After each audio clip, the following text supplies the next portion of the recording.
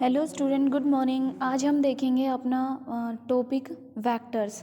Vectors क्या होते हैं? वेक्टर्स हमने पहले पढ़ चुके हैं, स्केलर्स और वेक्टर।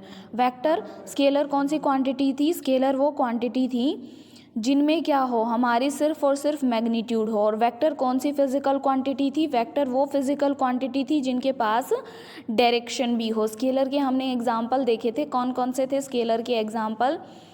स्केलर के एग्जाम्पल थे हमारे mass, time, length, temperature, charge, electrostatic potentials. ये क्या थे हमारे स्केलर्स के एग्जाम्पल।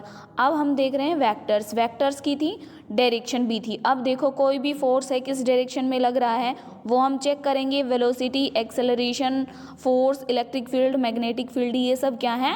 वेक्टर है।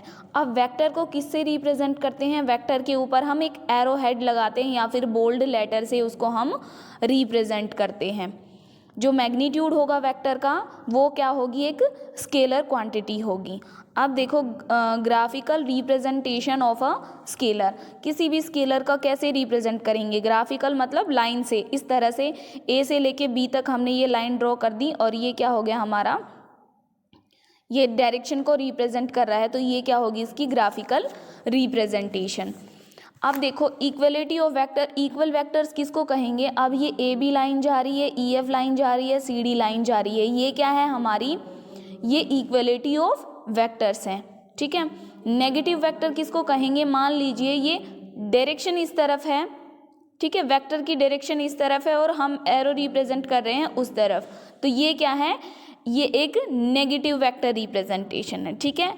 इक्वल वेक्टर जिनकी सबकी सेम डायरेक्शन है और सेम लेंथ है, ठीक है, इनिशियल पोजीशन उनकी सेम है, तो उनको क्या कहेंगे हम? Equal vector, negative opposite direction में। अब देखते हैं हम एंगल बिटवीन टू वेक्टर्स। दो वेक्टर्स के बीच में क्या एंगल होगा? इसको देखिए, ये वेक्टर गया ए वेक्टर और ये वेक्टर हो गया बी वेक्टर। दोनों के बीच में जो एंगल होएगा उसको बोल दिया θ1 और इस वाले एंगल को क्या बोल दिया? θ2। और θ1 θ2 के इक्वल नहीं है, तो किसी भी दो वेक्टर्स के बीच में जो उन दोनों के बीच में ए और बी के बीच में ये जो एंगल आ रहा है इसको क्या बोला हमने? Angle between two vector. अब देखो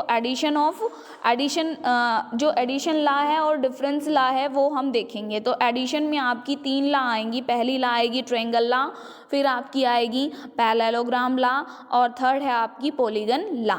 तो ये तीनों लॉ देखते हैं। ये वेक्टर ए रिप्रेजेंट कर दिया, ये वेक्टर ले लिया बी, तो ए और बी का रिजल्टेंट आर किसके इक्वल होगा? ए का सम प्लस में बी का सम। देखो ये क्या हुआ, ये वेक्टर बी इसके बिल्कुल पॉइंट से शुरू हुआ, तो जो इसके पॉइंट से शुरू होगा उसी को ऐड करेंगे। इस तरह की अगर ट्रायंगल बन रही हो किसी भी वेक्टर की एडिशन में तो हम उसको बोलेंगे triangle law of addition. R किसके इक्वल हो गया? ए प्लस बी के स्क्वायर के, ठीक है, sorry R A and B. इसी तरह अब देखो पैरेललोग्राम लॉ। पैरेललोग्राम लॉ में क्या हुआ कि ये आपने कोई वेक्टर लिया ए, फिर आपने वेक्टर लिया बी, ठीक है। अब यहाँ से क्या निकाल दिया? ये रिजल्टेंट निकाल दिया। तो यहाँ से हमने क्या ड्रॉ किया? अब देखो ये वेक्टर बी इतना है, ठीक है, तो इसी को क्या किया? डॉटेड लाइन में यहाँ पे बी ड्रॉ कर लिया, क्योंकि ये अगर बी है तो ये वाला भी तो कितना होगा? बी होगा। पैरेललोग्राम है, एज यू नो पैरेललोग्राम की साइड्स इक्वल होती हैं, जो दो साइड्स होती हैं, तो ये वेक्टर क्या हो गया? बी। इसी तरह अगर ये ए है तो इसको भी क्या कर लिया? ए कर लिया। तो ये जो रिजल्टेंट है अभी ट्रायंगल लॉ में देख के ही आए हैं, ये आर कितना होगा? ए प्लस बी होगा। ये वाला आर कितना होगा? बी प्लस ए होगा। तो रिजल्टेंट एक बार निकल के आया हमारे पास ए प्लस बी और एक बार रिजल्टेंट निकल के आया है बी प्लस ए। तो दोनों को कंपेयर किया तो a plus B is equal to B plus a हो गया। Importance of a commutative law. Importance क्या है कॉम्यूटेटिव लॉ की? It is not sufficient for a physical quantity to have a magnitude and direction to be a vector, ठीक है। मतलब ज़रूरी नहीं है, इतना सफिशियंट नहीं है कि उसके पास मैग्नीट्यूड और डायरेक्शन ज़रूरी हो वेक्टर होने के लिए, ठीक है।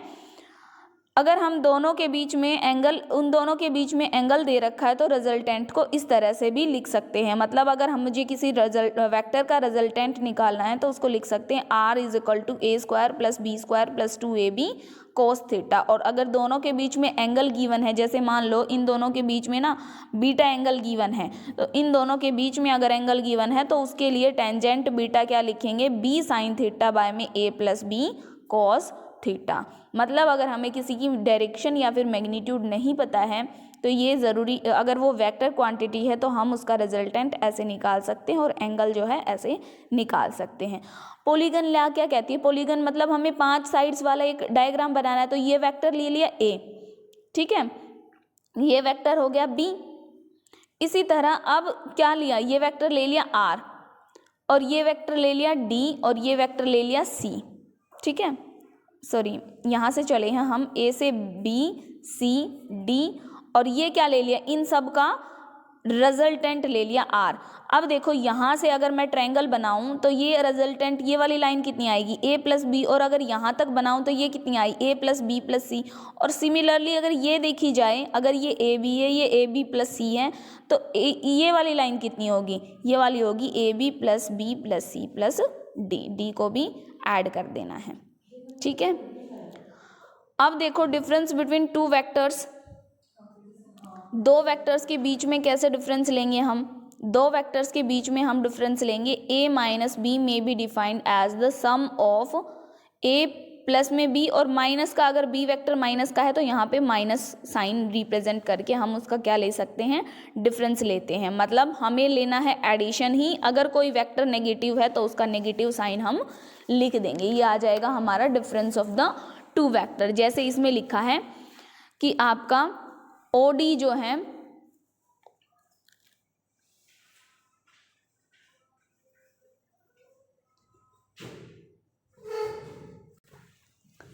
OD जो है OD ये किसके इक्वल होगा, ये होगा हमारा OA प्लस AD।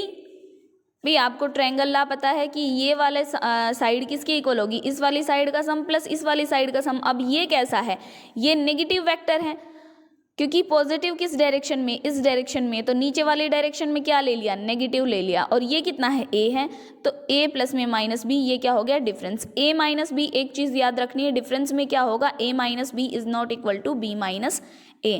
अब लाज ऑफ वेक्टर अलजेब्रा क्या होगी कि वेक्टर अलजेब्रा की कैसे हम ला कॉम्यूटेटिव लॉ को फॉलो करेगा। कॉम्यूटेटिव का क्या मतलब है, a plus B is equal to B plus A.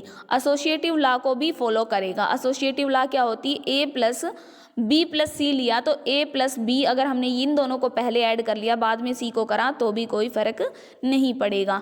Commutative law, commutative law मतलब किसी स्केलर से मल्टीप्लाई किया, पहले मल्टीप्लाई कर लो बाद में मल्टीप्लाई करो सेम मिलेगा। एसोसिएटिव लॉ क्या है कि दो स्केलर ले लिए, पहले मान लीजिए यहाँ पे ले लिया 1 और यहाँ पे ले लिया 2, ठीक है, तो यहाँ पे जो 1 लिया है, ये जो 2 लिया है, यहाँ पे मैं क्या लिख सकती हूँ, 2 और 1 भी लिख सकती हूँ, इसको बाद में मल्टीप्लाई भी कर सकती हूँ। तो ये होगी एसोसिएटिव लॉ। डिस्ट्रीब्यूटिव लॉ क्या है कि अलग अलग वो वेक्टर जो है ना डिस्ट्रीब्यूट होगा, ठीक है, ये दोनों डिस्ट्रीब्यूटिव लॉ है।